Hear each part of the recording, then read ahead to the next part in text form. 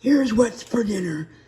My mom and I meal prepped this week, so she cooked the brisket into quesadillas with cheesy broccoli on the side, and I air fried it to make it look a little bit. Anyway, it looks really good and I can't wait to try it. Thanks for watching.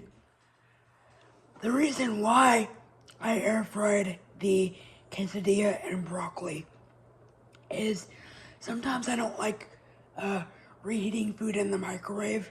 It makes it taste kind of nasty, in my opinion. So since I've gotten my air fryer, it's really breathed life into the way I cook and sometimes prep my food. And so that's what we're having for supper today. And I showed you what it looks like.